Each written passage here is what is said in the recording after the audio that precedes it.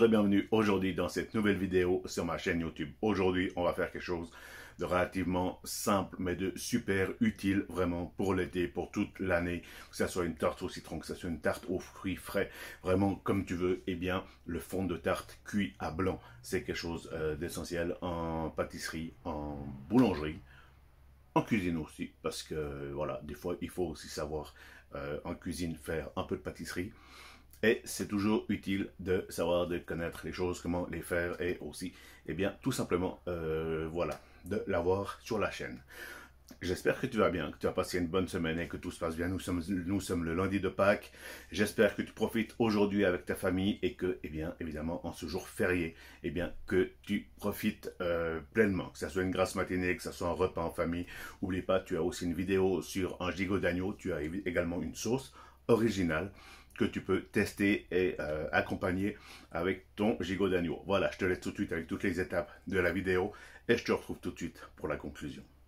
N'hésite pas à laisser un pouce bleu, à t'abonner, à laisser un commentaire ou même à partager la vidéo sur les réseaux sociaux. Mais tu peux également me suivre sur Facebook et sur Insta. Voici maintenant la liste des ingrédients pour réaliser ce fond de tarte cuit à blanc. Il vous faudra bien évidemment en quantité suffisante de la pâte à l'épeautre brisée, sucrée, sablée, celle que vous désirez pour faire votre fond de tarte. Voilà, donc maintenant, bon, moi je les laisse généralement reposer 24 heures au réfrigérateur. Ça permet aussi de, en fait, faire un peu sécher la pâte, ce qui lui permet de ne pas retomber après à la cuisson.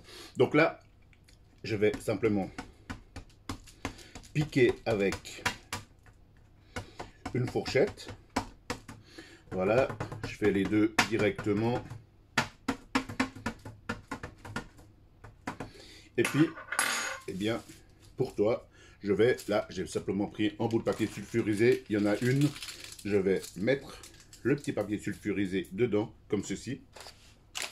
Et je vais remplir de haricots borlotti. Comme ceci. Pour tout simplement, eh bien, que le fond ne gonfle pas. Alors, il y en a un, on va le faire tel quel. Et l'autre, tout simplement, avec papier sulfurisé et des petits haricots dessus. Tu peux aussi utiliser des billes de céramique, c'est un autre budget.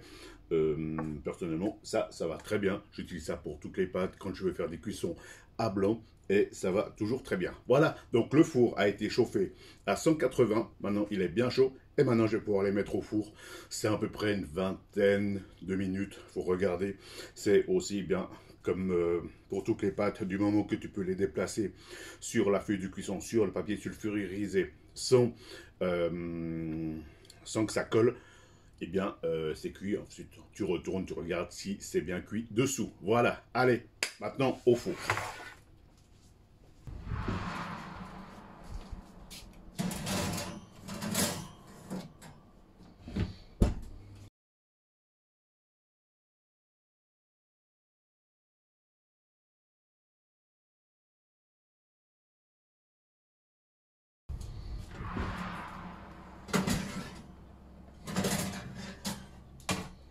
Voilà, donc je les ai mis 20 minutes au four, c'était peut-être un peu trop, celui où justement, eh bien, il n'y a rien dedans, donc pas les haricots, il est peut-être un peu trop cuit selon certains goûts, après ça dépend toujours ce que tu aimes. Voilà, donc ce qu'on peut voir, observer, c'est que déjà il a, un peu rétréci et il s'est aussi un peu affaissé, contrairement à l'autre qui s'est légèrement affaissé, mais qui est toujours, eh bien, vraiment presque fidèle au fonçage qui a été fait. Voilà, donc là, je vais simplement déjà enlever le cercle. Vu que ça sort du four, eh bien, c'est encore super chaud. Et puis là, dessous, eh bien, on peut voir, voilà, la cuisson, comme je te dis, c'est peut-être un peu cuit. Donc, j'ai mis à 180, 20 minutes. C'est vrai que j'aurais pu mettre moins. Après, eh bien, ça dépend toujours comment tu as envie, toi, de les avoir. Voilà, donc là, le deuxième, je vais peut-être attendre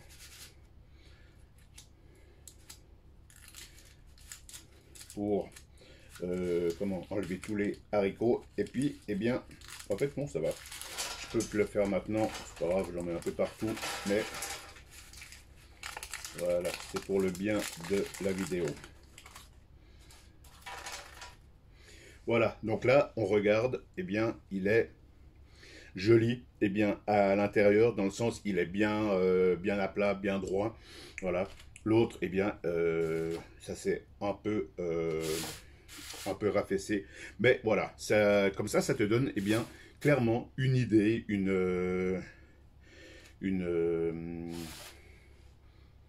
un résultat, eh bien, par rapport à la cuisson. Donc, même temps de cuisson les deux, et puis même température, 180. Peut-être si tu les mets 15 minutes pour commencer, tu regardes au bout de 15 minutes, je pense que ça peut être une bonne chose. Après, évidemment, tout dépend aussi de la taille de ton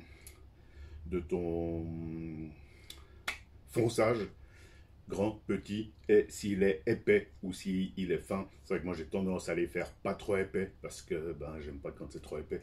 Et puis par contre si tu fais une pâte sablée avec une crème citron, là tu peux faire un peu plus épais parce que le sablé avec le citron et tout, ça fait une bonne crème avec un peu de croustillant dedans pardon, c'est vraiment super bon. Voilà, donc maintenant tu as toutes les infos, c'est à toi de jouer chez toi et après tu peux la garnir vraiment comme toi tu veux. Allez. Voilà, on arrive au terme de cette vidéo. J'espère qu'elle t'aura plu, j'espère qu'elle t'aura fait plaisir. Et évidemment, eh bien, j'espère qu'elle te sera utile et que tu as découvert certaines choses. Et sinon, eh bien, c'est une vidéo qui fera partie, évidemment, de plusieurs vidéos dans des procédés. Voilà, je te souhaite une bonne semaine. Oh, mon Dieu. Un bon lundi de Pâques. Ça, c'est l'émotion du lundi de Pâques qui m'envahit. Et je te retrouve tout bientôt pour une nouvelle vidéo. Bonne semaine, bon lundi de Pâques, prends soin de toi, on n'est pas encore en été, on est en avril, et en avril, on ne se découvre pas d'un fil. Allez, ciao.